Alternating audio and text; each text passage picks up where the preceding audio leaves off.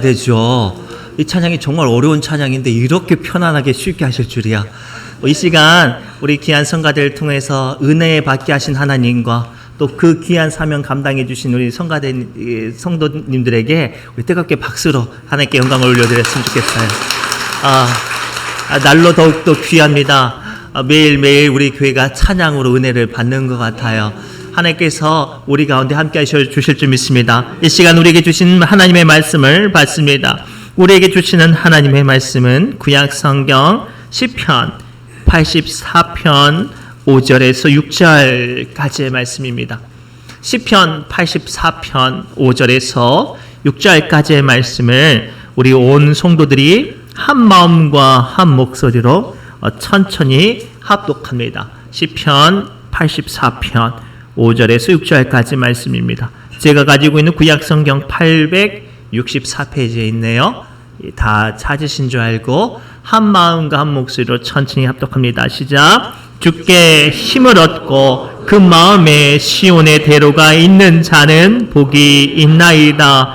그들이 눈물 골짜기로 지나갈 때에 그곳에 많은 샘이 있을 것이며 이른 비가 복을 채워주나이다. 아멘. 살아계신 하나님의 말씀입니다. 우리 정말로 사랑을 담아서 옆 사람이 이렇게 축복할까요? 하나님께서 은혜에 채워주십니다 라고 축복합시다. 이 시간 하나님께서 여러분에게 은혜 채워주실 줄 믿습니다. 반드시 은혜 채워주실 줄 믿습니다. 하나님께서 우리의 삶 가운데 은혜 채워주실 줄 믿습니다. 지난 한 2주 동안인가 너무나도 더웠어요. 너무나도 더워서 아이고 제 마음속에 우리 염전 일하시는 분들 또 밭에 일하시는 분들 생각할 때마다 어떻게 일하실까 염려되어지고 참 마음이 참 많이 어려웠는데 이렇게 하나님께서 쉼을 갖게 하시려고 시원한 비를 주셨어요. 또 이 시간 선포된 말씀을 통하여서 은혜를 사모하는 우리에게 쉼과 역사와 능력을 부어주실 줄 믿습니다. 오늘 본문 말씀은요. 시편 84편의 말씀은 소위 순례자의 노래라는 시편이에요. 이스라엘 백성들은 1년에 반드시 3번 하나님께 나아가야 했습니다.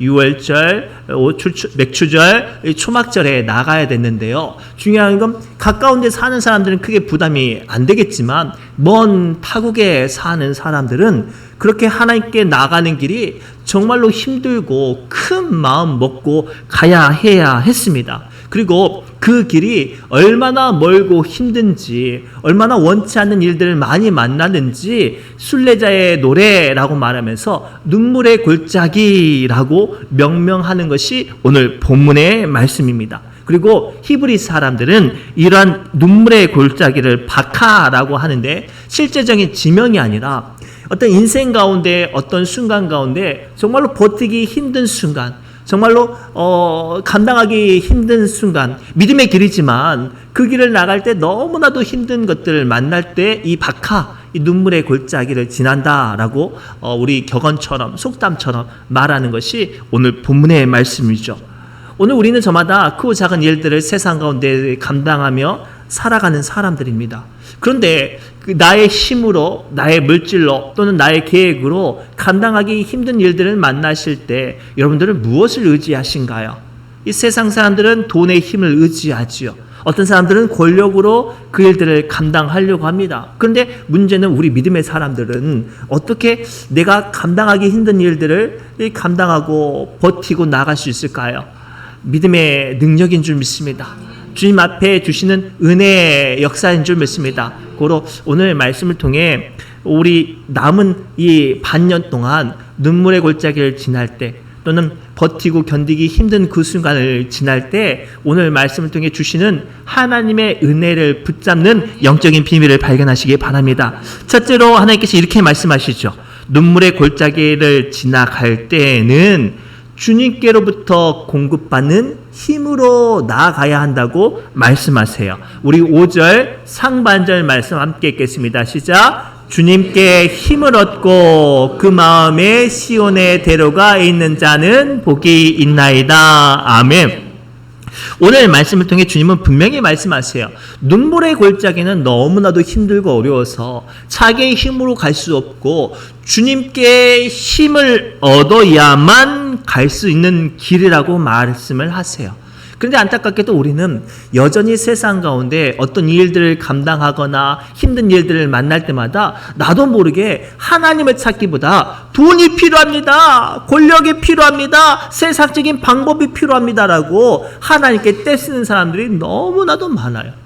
우리 쉽게 말하다가 어떤 살다가 자녀들의 학비가 부족해요. 갑자기 몸이 덜컥 아파가지고 병원비가 부족해요. 그러면 상당수의 많은 사람들이 어떻게 기도해요? 하나님 돈 주세요라고 기도하지 않겠습니까? 그런데 오늘 말씀은 그렇게 기도하기보다 하나님께 먼저 구하라는 거예요. 하나님, 내가 지금 돈이 없지만 그것보다 먼저 하나님의 주시는 은혜와 힘과 위로가 필요합니다. 그렇게 기도해야 그 걸음 가운데, 그 약함 가운데, 그 피곤함 가운데 하나님이 주시는 복이 임한다고 말씀하세요. 세상 사람들은요, 눈에 갇혀져 있는 것들이 전부라고 생각을 합니다. 그러나 우리 믿음의 사람들은 보이지 않는 세계, 하나님의 도우심이 먼저 이어야 합니다. 실제로 이와 같은 사건이 역대하 18장에 기록되어 있는데 어떤 사건이냐면 북이스라엘 아합 왕, 성경에서 가장 악한 왕으로 손꼽히는 이 아합 왕이 아람이라는 나라가 점점점 세력을 형성하고 커져가는 거예요. 가만히 두면 북이스라엘이 못 이길 것 같으니까 이제 저들을 어떤 징벌을 하려고 합니다. 근데 이미 아람이라는 나라가 너무나도 커져버리니까 북이스라엘 혼자서 이게 싸울 수가 없게 되니까 남유다 요사밧 왕에게 도움을 요청합니다. 이 모든 일들을 하기 위해서 두 나라가 사돈이 돼서 동맹국가가 되었거든요. 너무나도 안타까운 건 하나님을 미워하고 하나님께 어떤 책망을 받는 북이스라엘 왕과 하나님을 너무 사랑하는 여호사밧 왕이 이 동맹을 맺었다는 사실이에요. 아무튼 이 두 나라가 연합해서 아람과 싸우려고 해요. 엄청난 수의 군대가 모집이 되었습니다. 더 나아가 수많은 병거와 칼과 창과 무기가 구비가 되었습니다. 거기서 그치지 않고 유명한 선지자들이라고 말하는 점치는 사람들이 몰려와서 이 일을 하면 반드시 승리한다고 응원하고 축복하고 기도를 해요. 어느 것 하나 부족한 것이 없는 그때에 여호사밧 왕은 하나님을 열심히 믿는 사람이었잖아요. 가만히 보니까 한 가지가 부족한 거예요. 그게 뭐죠? 하나님의 말씀이에요. 하나님의 뜻을 궁금했던 거죠. 그래서 아합 왕에게 물어보죠. 이 나라에는 하나님의 뜻을 말하는, 하나님께 기도하는 선지자가 없습니까? 딱 한 사람 남았는데 하도 나에게 듣기 싫은 소리를 하니까 내가 안 불렀다. 그럼 그 사람 좀 불러주십시오 라고 온 사람이 미가야 선지자예요. 이 여호사밧 왕이 하나님의 뜻을 묻고자 미가야 선지자에게 물어보죠. 우리가 지금 연합해서 큰 군대를 조직하고 아람하고 싸우려고 하는데 하나님 보시기에는 어떠할 것 같은가? 라고 물어봐요. 그런데 이 미가야 선지자가 이 여호사밧 왕을 제대로 쳐다보지도 않고 이렇게 말을 하죠. 예, 싸우십시오. 잘 될 거예요. 아마 하나님께서 도우실 줄 모릅니다. 이런 이야기를 하는 거예요. 더 답답하잖아요. 다시 한번 여호사밧 왕이 다시 한번 채근하여서 묻습니다. 근데 동일하게 성의 없이 대답을 하니까 여호사밧 왕이 정색을 하고 눈을 똑바로 뜨고 말을 해요. 내가 정말로 너에게 다시 한번 묻는데 우리를 향한 하나님의 뜻이 무엇인가? 라고 묻습니다. 그때서야 비로소 미가야 선지자가 하나님의 뜻을 말하는데 지금 천국에서 하나님께서 이 못된 왕, 하나님 앞에 패역하고 악한 왕 아합 왕을 벌하려고 천국에서 회의가 열렸는데 그 가운데 거짓말 한 영이 손을 번쩍 들어서 하나님, 내가 저 아합 왕을 죽이겠습니다. 저 땅에 내가 내려가서 모든 사람에게 거짓을 왜곡을 말하여서 못된 꾀를 통하여서 그 아합 왕을 망하게 하겠습니다 라고 지금 이미 이야기가 끝났다는 거예요.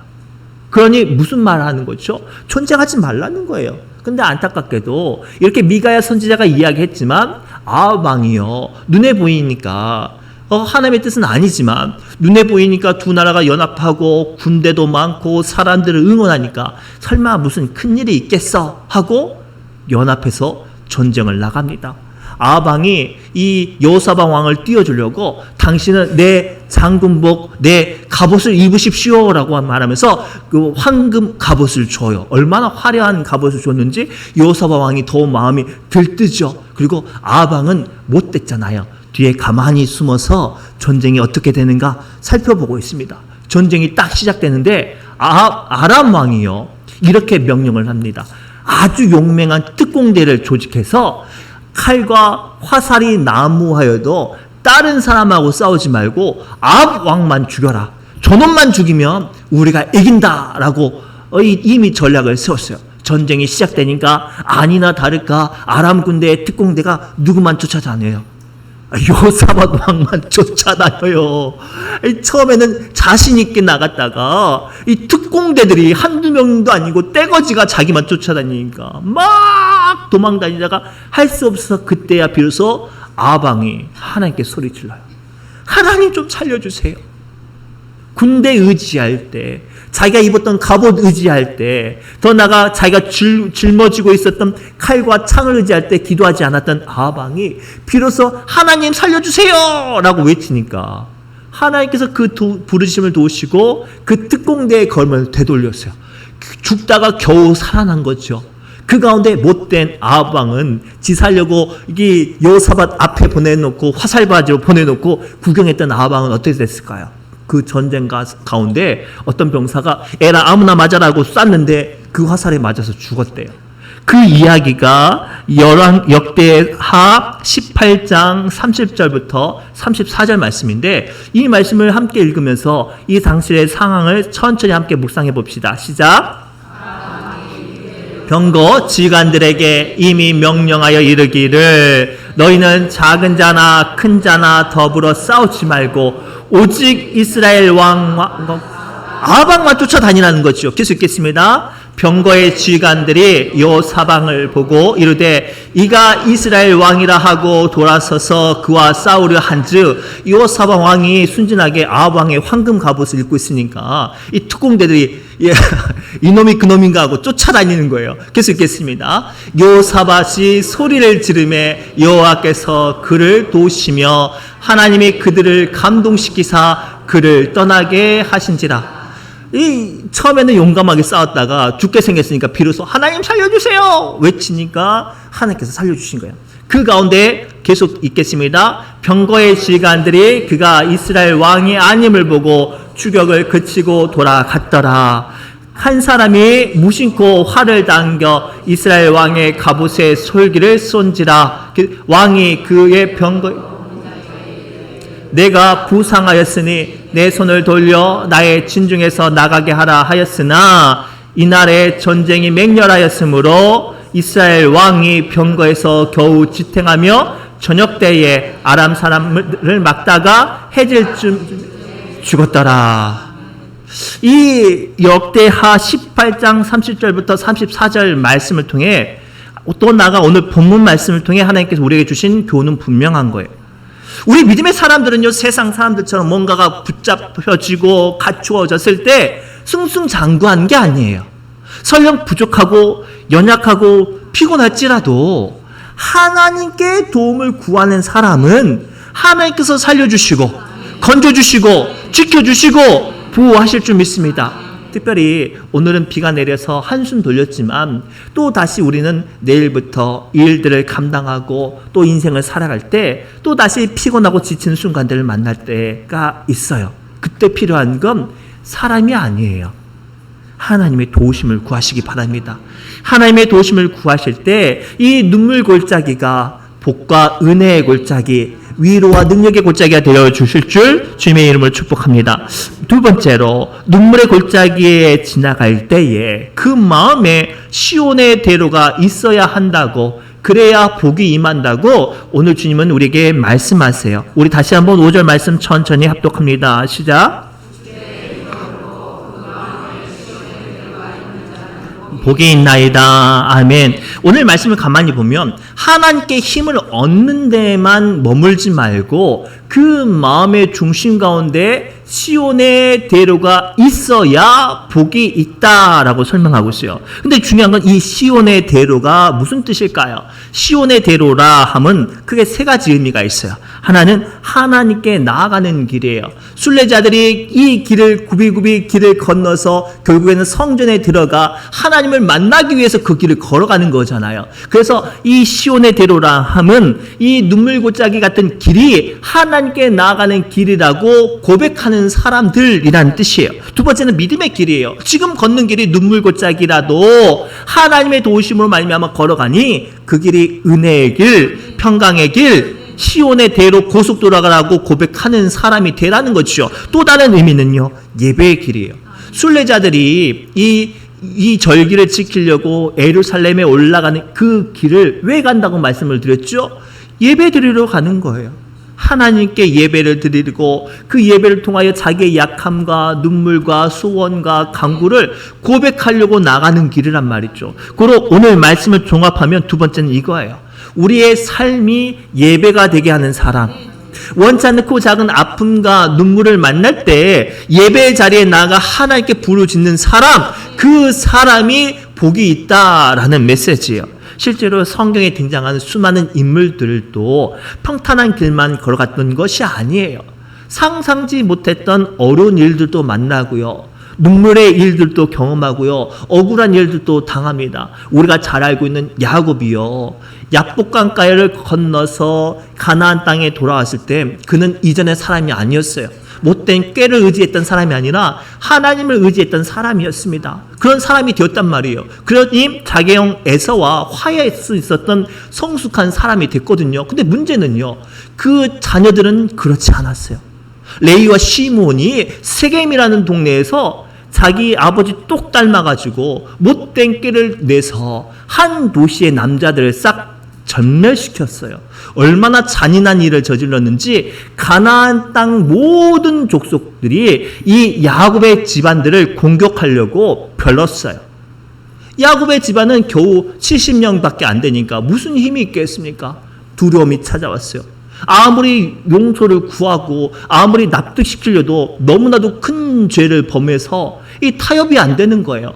절망적인 그 상황 가운데 하나님께서 야곱에게 나타나셔서 말씀하시죠. 야곱아, 내가 너를 처음 만났던 곳, 네가 인생 가운데 모든 것들을 잃어버리고 절망했던 그때 너를 만났던 곳 베델로 올라와라. 내가 그곳에서 너를 다시 한번 만나겠다라고 말씀하시죠. 그리고 그 말씀을 의지하여서 야곱은 베델로 올라가요. 집안에 있던 모든 귀금속과 우상들을 다 땅에 묻어버리고 하나님께 전적으로 의지하려고 베델로 올라갑니다. 근데 놀라운 일이 벌어졌어요.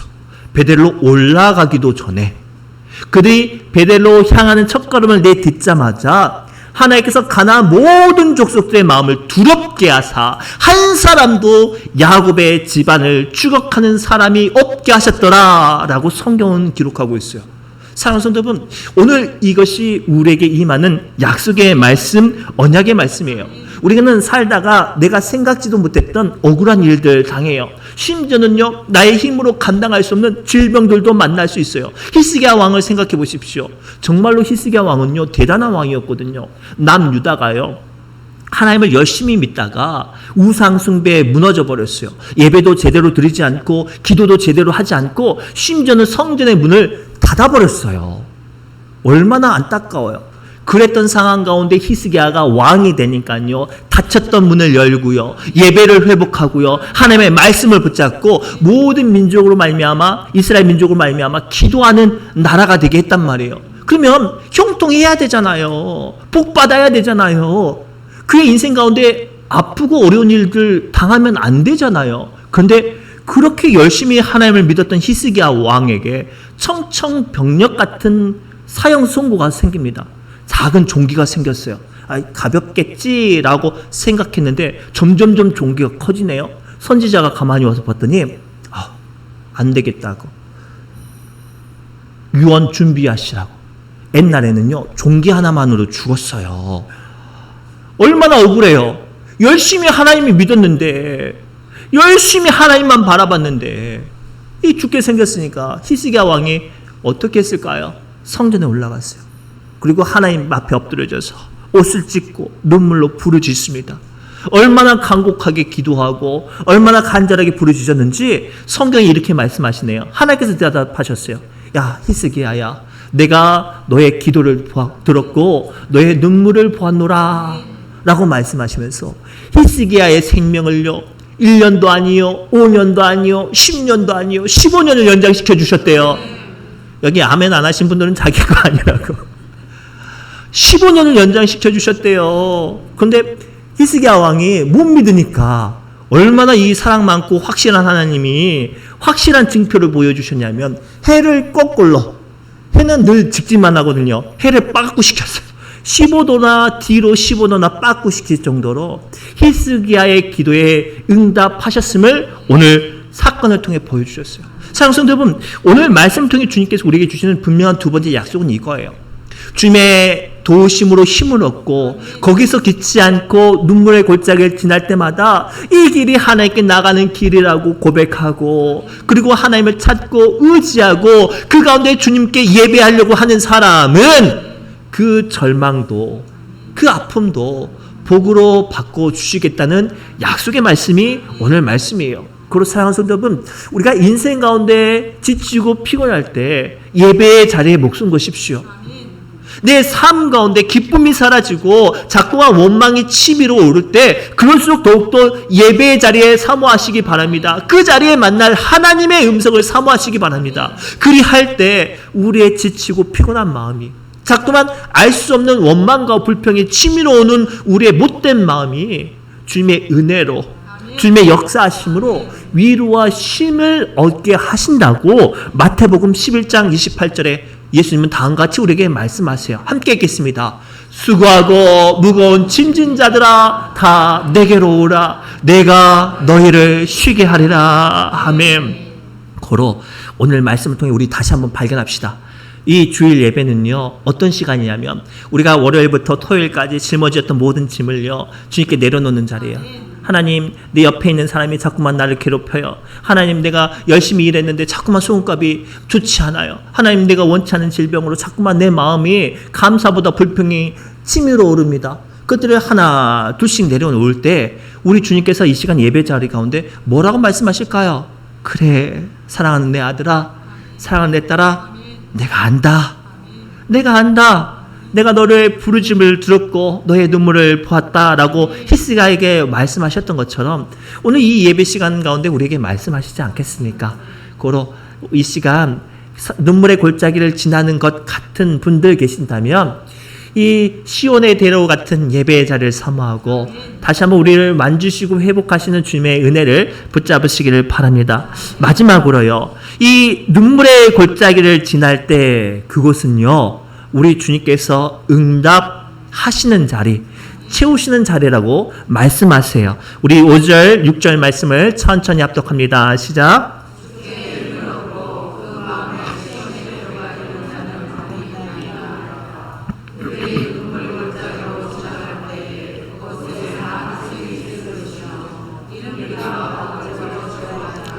아멘. 오늘 말씀을 보면 아주 독특한 표현이 등장을 합니다. 눈물 골짜기를 지나요. 얼마나 힘든지 어려운지 눈물 골짜기를 지난단 말이죠. 근데 그 길을 걷게 될 때 샘이 터져 나온대요. 없던 샘이 터져 나오는 거예요. 그 눈물 골짜기를 지날 때 갑자기 비가 내린다는 거예요. 이 척박하고 숨이 턱턱 막히는 그때에 비가 내린다는 거예요. 그러면 그 눈물 골짜기가 한순간에 어떤 골짜기가 되는 거예요? 꽃길이 되는 거예요. 제가 한 사진을 보여줄게요. 어떤 사진이냐면 이제 반대쪽은 황량한 사막이에요. 원래 이 사막이었던 땅에 갑자기 폭우가 50년치 폭우가 한 번에 내렸대요. 근데 이 폭우가 내렸더니 그 사막이 꽃이 피는데 얼마나 예쁘게 피는지 꽃밭이 되었대요. 뭐가 내려서요? 비가 내려서. 사랑하는 성도 여러분, 오늘 말씀을 통해서 하나님께서는 우리가 눈물 골짜기를 지날 때 그때도 우리 주님은 우리의 기도와 우리의 눈물과 우리의 걸음과 함께 하시니 뭐 하시겠다는 거예요? 부르면 응답하시겠다는 거예요. 그곳에 우리를 위한 위로와 축복과 주시는 힘을 예비하시겠다는 거예요. 그러면 그 눈물 골짜기가 두려운 길이 될까요? 담대하게 나갈 수 있는 길이 될까요? 담대하게 나갈 수 있는 길이 되는 건 줄 믿습니다. 물론 당연히 힘들어요. 버티고 견디고 감당하는 것이 당연히 힘들어요. 그러나 그 길을 건널 때 그곳에 나를 위해서 예비하신 주님의 은혜가 임하는 거예요. 축복이 임하는 거예요. 제가요 작년에 목회자들 모시고 야유회를 갔어요. 그래서 제가 이제 특별 프로그램으로 실찰장이니까 보물 찾기를 했네요. 근데 이제 보물을 잘 찾으면 안 되잖아요. 그래서 막 숲풀이나 나무까지 우거진 데다가 일부러 넣어놨어요. 찾으려면 좀 고생 좀 하라고. 근데 세상에 그렇게 점잖으신 목사님들이 그 보물 찾으려고 들어가는 거예요. 숲풀도 들어가고 나무도 들어가고 막 흔들고 그러는 거예요. 뭐 하려고? 보물 찾으려고. 사랑하는 성도 여러분, 눈물 골짜기가 그 길 안에 하나님이 예비하신 샘물이 있다면, 그 길을 걸어갈 때 주님께서 주시는 이른 비가 있다면 그 길은 더 이상 눈물 골짜기가 아니겠죠. 주님의 축복을 만나는 길, 은혜를 만나는 길이 되어질 줄 믿습니다. 그리고 오늘 우리가 인생 가운데 믿음의 사람으로 살아갈 때, 또 하나님의 사람으로 살아갈 때 이 믿음이 있었으면 좋겠어요. 세상 사람들처럼 편한 길이 아니라 믿음의 사람 때문에 더 힘들고 어려운 길 간다고 낙심하지 마세요. 그 길 안에는 세상 사람들이 바라볼 수 없는 축복이 있어요. 은혜가 있단 말이에요. 황량하고 척박한 길처럼 보일지라도 그 길을 내가 믿음으로 나간다면, 주님을 의지하고 나간다면 그곳에서 반드시 하나님께서 내가 모르던 축복을 발견하게 하실 줄 믿습니다. 내가 갈망했던 이른비 같은 풍성한 비로 나의 죽어버렸던 심령을 살리는 자리가 그 자리가 되게 하실 줄 믿습니다.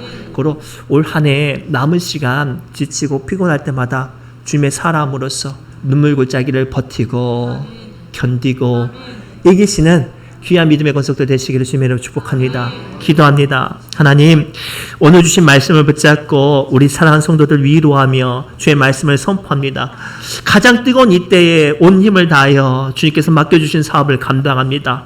때로는 내 마음이 힘들고 어렵지만 맡겨주신 사명 감당합니다. 주님이여, 이 자리 가운데 지치고 힘들 때마다 주님께 부르짖게 하여 주옵시고 주님께 예배하게 하여 주옵시며 하나님께서 예배하신 축복 가운데 서게 하여 주옵소서. 오늘도 주님 주신 말씀 붙잡고 눈물 골짜기가 은혜의 골짜기 되게 하여 주실 걸 믿사오며 모든 말씀 예수님의 이름으로 간절히 축복하며 기도드리옵나이다.